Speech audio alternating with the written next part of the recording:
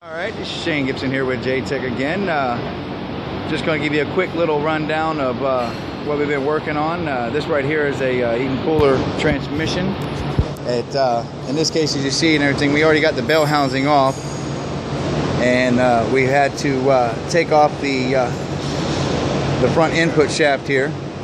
We have it actually sitting over here on the table here. You see right there, there's the shaft. Of course, the bell housing over here, and then we have your seals and your bearings. Of course, right here we have the snap ring. Now there's two of them on here.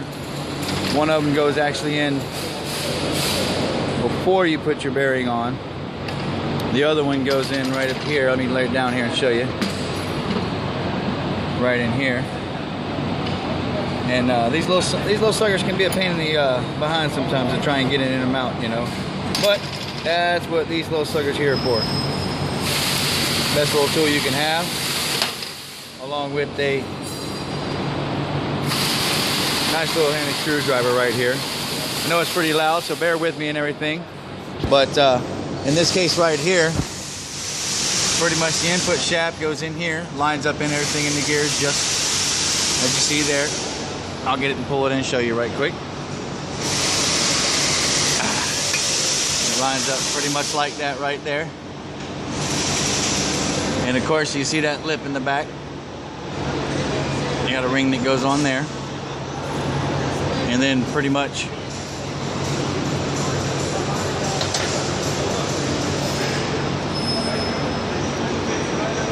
your bearing, of course. It fits up on like so. Granted, one thing I did forget, and very, very important, is your spacer. You need that on there. This transmission has been worked on pretty wide. It's one of our demos, so, but it fits on in there like that. And then your bearing will go in like so.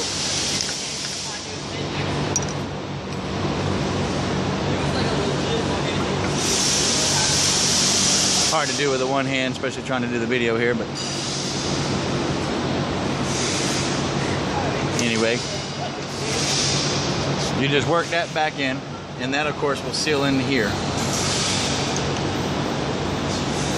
In this case, it looks like the person that worked on this didn't take the snap ring off.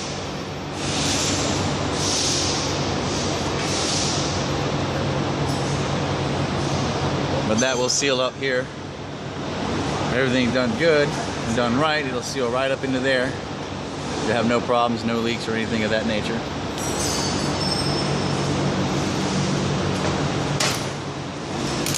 But this one here, we have still waiting on a couple parts.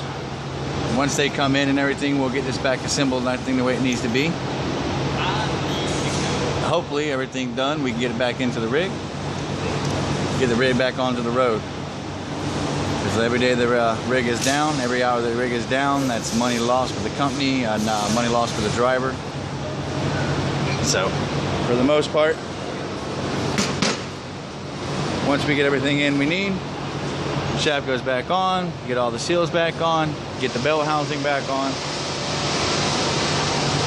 And one of the main things though, the clutch arm assembly right here.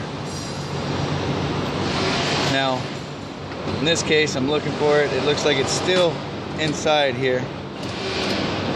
And that's a special little washer right there. I don't know if you see it. Right there. That's going to slide in to this little arm here. And that is actually a very, very important part, because that is specifically sized for that arm. So if you lose that or damage that, you're definitely going to have to get another. Probably buy the whole new arm. Not 100% sure on that. I know for most of our kits we got and everything, we have brand new pieces and have brand new parts and everything's machined up just right. So But that will fit down in there like so into this groove. Of course, that retains it in there, locks it in, and then it goes in here through your bell housing. And the clutch arm always goes to the driver's side. For those that don't know and everything like that, always puts on to the driver's side. And in this case, this would be your driver's side. And we know this because of the access plate here at the bottom. So, like I said, driver's side, arm slides in. Let's see if I can lift it up here.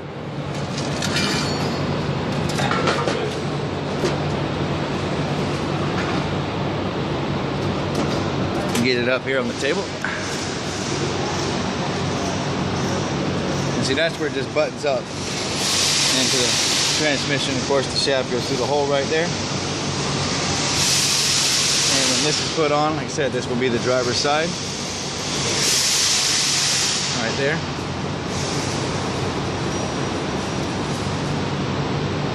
Yep. Now, there's one of the important things that you need to pay attention to, and that is, let's see if we got them on here.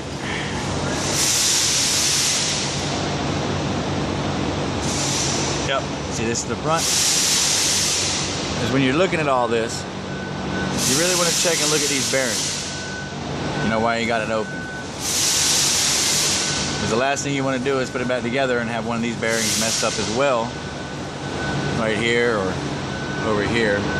That works on your counter shafts inside. If one of those are messed up, you're going to have bad days. You have to take it all back apart. Of course, the seal that you put on here and everything, you're going to have to replace that. Cost you more money. No shop owner, no shop that I know of is ever going to want to have to turn around and redo the same job. So, you know, just take your time. Do it within the time allotted. If you, you know, only got so many hours to get it back together. Normally, these jobs don't take too long. They're more heavy than anything. But that is what an Eaton puller looks like with no bell housing. Oh, let me get your cover plate as well. It's for your clutch plate. And then of course on the back of your box here. Now, this is pretty tricky, and in another video I'll go through and explain everything about taking the back part of the box off and everything. One of the things you need to remember on this is once you get them off, you can pretty much take it and this will come right out. But when you put it back together, you're going to have these plates here off, another one down here.